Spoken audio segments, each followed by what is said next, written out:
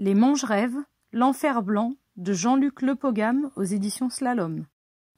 Voilà, tu sais tout. Mon grand-père répond à ces derniers mots par un très long soupir. Assis sur son vieux coffre de bois près de la cheminée où les dernières braises rougeoient encore, les coudes sur les genoux et le menton sur ses mains repliées, il nous a laissé raconter à tour de rôle, parfois même tous ensemble, notre incroyable épopée. À aucun moment il ne nous a interrompus, pas même pour poser une question. Il nous suivait du regard, se contentant de tirer sur sa pipe. Le silence a maintenant repris possession du salon, et tous les trois, nous nous sentons comme soulagés d'avoir pu confier toute cette histoire à un adulte, d'autant qu'il s'agit de ce grand-père, que j'admire depuis toujours et qui m'a si souvent raconté ses propres aventures. Cette fois, c'est lui qui écoute, et mon histoire est une histoire vraie.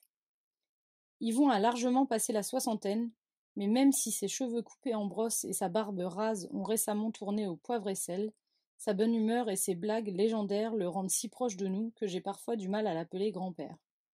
Son éternelle jeunesse, s'il la doit en partie aux nombreux sports qu'il a si longtemps pratiqués, il la doit également à mamie Janig, avec qui il se dispute au moins 2 fois par semaine, assurant que s'engueuler, c'est bon pour le cœur.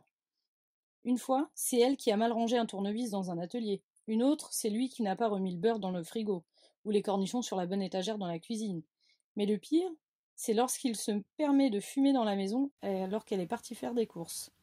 Ça, pour Janig, c'est le summum du manque de respect. En colère, elle ouvre chaque fois en grand toutes les fenêtres pour bien montrer que l'odeur du tabac lui est insupportable, et jette à grands cris le cendrier et la pipe dans le jardin en reprochant à son mari d'avoir cette fois dépassé la borne des limites, c'est son expression. Après s'être mutuellement reproché un millier de petits détails insignifiants, Janig finit toujours par quitter la maison en claquant la porte, fâché. L'ouragan passé, me prenant à témoin, Yvon rallume alors la bouffarde qu'il garde en réserve, cachée derrière les livres de sa bibliothèque. D'une main toute tremblante d'émotion, il s'assied ensuite sur son coffre de bois en répétant à mi-voix des « C'est vrai, quoi !» et des « Ah, je te jure, ces femmes !» Et puis tout à coup, il se lève, vide sa pipe dans la cheminée, retrousse ses manches et file à toute vitesse dans le jardin à la poursuite de son amoureuse qu'il prend d'abord par la main avant de l'embrasser ensuite sur la joue tandis qu'elle fait, pour le principe, mine de ne pas céder.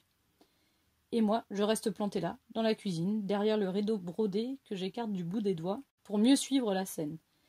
C'est comme mon père et Gaël. Leurs disputes me font toujours un peu peur, mais je sais que ça se terminera jamais comme avec ma mère. Alors j'attends peinard que la tempête se calme avant d'assister aux retrouvailles. Dans ces moments-là, on peut leur demander n'importe quoi aux parents, on est certain de l'obtenir.